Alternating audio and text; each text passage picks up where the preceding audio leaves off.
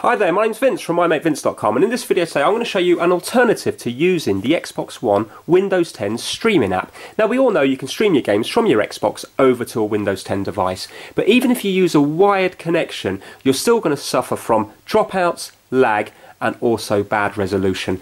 It does work, but it's not perfect. It is not the same as using your Xbox on your TV. You will get issues with it. So that's what I aim to solve in this video with this device down here. Now it actually gets its inspiration from the Wii U, because the Wii U did actually do this job very well. You could stream from here onto here the game. So for example, that console there would be connected to the big screen and you would be playing on there, but then if somebody wanted to use a TV up there, you would just put the game onto the gamepad here, and it did actually work perfectly as long as you were within range of the console. That's the problem. As soon as you go 4 or 5 meters away or into the next room, it would drop out. Also, we had a small screen and it was only 480p. But the inspiration has come from the Wii U, and that's why this is called the Xbox One U. This little DIY job here that I've made up myself. Now, this is really straightforward. All we've got here is a monitor, 1080p monitor, so it's a nice one, that's powered by a power bank, and we're just using wireless HDMI. So the signal's getting transferred from the Xbox wirelessly to here, so it's working well, and the great thing is the company say that there's no latency. Now I've looked at the spec and it's down as 1 millisecond, which is absolutely tiny. The monitor itself has 8 milliseconds, so you can see that you're not going to notice that. The wireless HDMI that I'm using is made by this company here. It is expensive, it was £250, but the reason I got this one is because the distance it travels is actually quite far. So they say it will travel up to 100 feet. Now as soon as you start going through walls, that's going to drop considerably, and it will also depend on the makeup of your house. If it's all stud walls with plasterboard and chipboard flooring, it's going to travel a lot further than if you have, for example, concrete floors and brick walls. But you get the idea. The better one that you get will travel further and will give you a good picture. This is full 1080p. It says here, watch on a HD TV with no latency, and it does work really well. Now, when you get this unit, it will actually look like this. But what I've done is I've taken the inside out of that and I've hidden it away in the actual housing of the monitor itself, because the inside was only very small. So I've put it in here, you can see it glowing away there. I've drilled loads of holes to let all the heat out of it, and I've put like a foil shield so it doesn't damage the actual LCD display here. But you can see it's buried away here. So we've got the power bank here that's feeding not only the monitor but also the wireless HDMI as well. And the great thing is they're both use very little energy. So this here is 5 volts at 2 amps, so you're looking at 10 watts max. The monitor is rated at 12 watts, but that's again max if you had the brightness up full and the speakers up full. I've looked at the speakers, there's 2 3-watt speakers, so it pumps out quite a bit of sounds, but that's 6 watts, so that means the monitor itself is only 6 watts. Now, I'm not using full brightness, I've got it at 50% brightness, and I've also only got it on 20% of the volume. So I've measured the wattage that I'm using, and it's coming up at about 15 watts. This power bank here has a 46, just over 46 watt hours, so that means that I should be getting over 3 hours gameplay out of this. Now, you can see that it can be used in tabletop mode like this, so obviously I can just move around the place. But also I can connect up my controller to the back of it here, so you can have it more as a handheld device. Now this is just using a simple mobile phone clamp, and I'm just going to clamp it onto there like so, and then you would hold it like this, like that. Now you can't see the controller, but remember, your fingers know where the buttons are anyway. As soon as you're used to the game, you don't actually look at the controller. So we're going to be playing it like so. Now if you were just hovering it around in midair, your hands would get tired after a while because it's not perfectly balanced. There's a lot of weight pulling it down this way. You would really need to have another support coming down here. But the way I play it is I'm lying back on the couch, and this is just resting, you know, on my belly, and then there's no weight on this at all. Or you're going to be sat up and this is going to be on your thighs, and again there's no weight here, so you don't need to look at the controller to play it, but I'm going to show you that later on in the video anyway. Now, just to show you the lag that's involved, or the lack of lag, I'm just going to put it up here, and I'm just going to, let me just undo the controller just so I can show you the controller working as well. Right, so check this out. Yeah, you can see that they're both moving at the same time.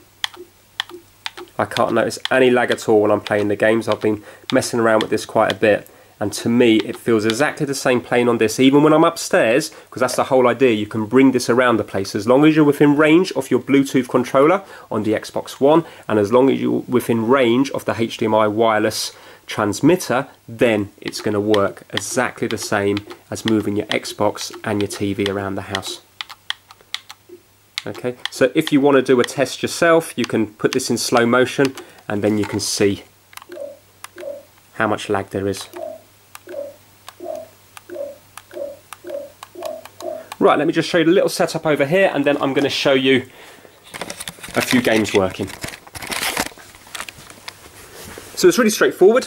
We've got this white cable here, we've got the Xbox One S here. White cable here comes out of the Xbox One S and it goes into here. Now we need to split the signal because we've got one in, this is one input in, and we've got two outputs. So this black cable here is going to the TV, hence the reason we have a display up there.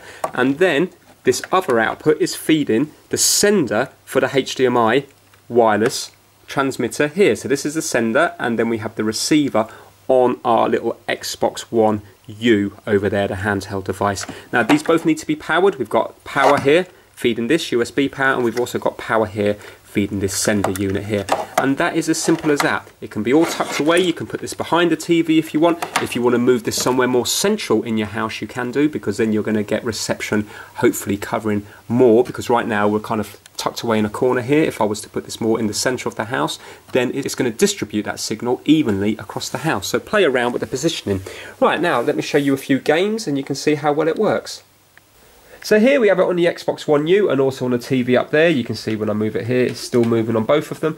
So what we're going to do now is we're going to turn off the TV, because that's the whole point of this, is if somebody else wants to use the TV, you can still use it here. Right, let's show you a little bit of Forza Horizon 3. So I'm just going to rest it on here now to take the weight off my hands. And if you have a look there, you can see how good it looks. And if I was to go in the car, there you go.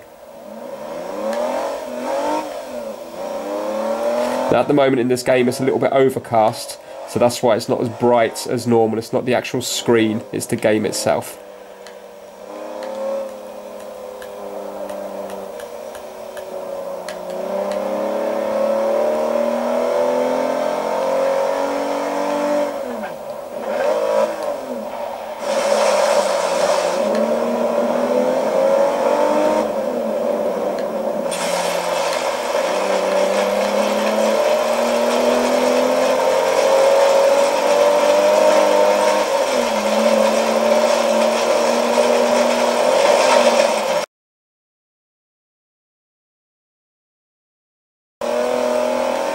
Right, what I'm going to do now is I'm going to put on Fortnite, because a lot of people are really into Fortnite at the moment. I'm going to get my son to play it, just to show you what that looks like.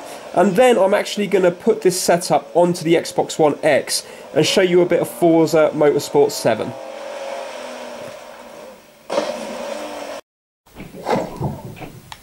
So here is my son playing Fortnite. Just going to show you a bit of gameplay, and then we're going to take this upstairs just to show you it working upstairs, and I'm going to set the Xbox One X up downstairs and then play Forza Motorsport 7 upstairs, just to show you that there's a bit of range to it.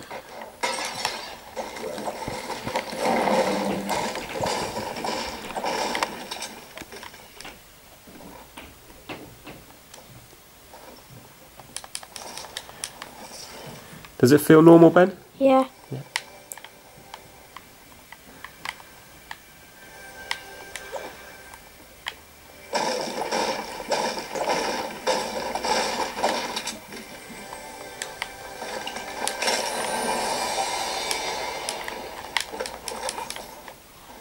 Right, can you just get outside just to show a bit of the scenery? Okay. At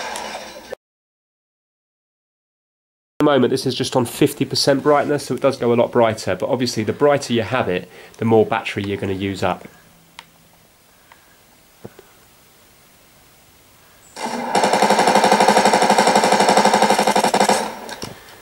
Did you get that person? Yeah. Right, okay, let's end it there. I'm going to bring it upstairs now and we'll do it on the Xbox One X.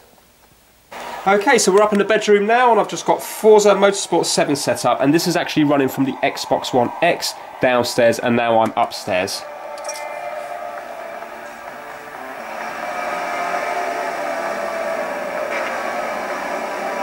And obviously I've got my controller behind here again.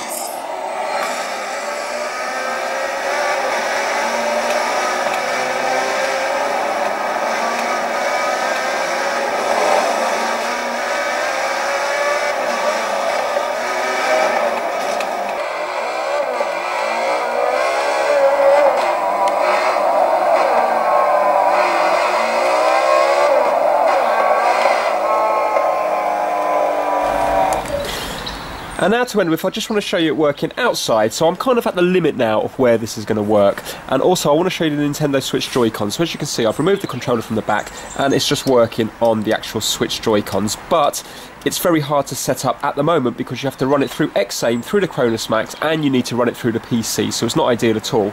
But the Titan 1 is supposed to be bringing out the latest firmware, and that will apparently allow the Joy-Cons to work just from this alone. So all you have to do is plug this into your Xbox with a little Bluetooth dongle, and then once they release it, you will be able to use the Joy-Cons on this. So that will be a bit of a game changer.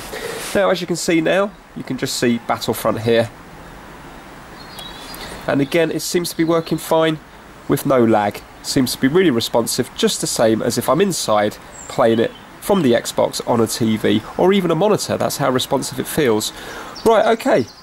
So there we go, that's it. Personally, I do actually like this setup here. I think it plays really well. But let me know what you think, whether you think this has got potential, or is it just best to use the Xbox app via a Windows 10 device. So if you liked it, please give it a thumbs up and please subscribe for more how-to videos. Take care, bye now.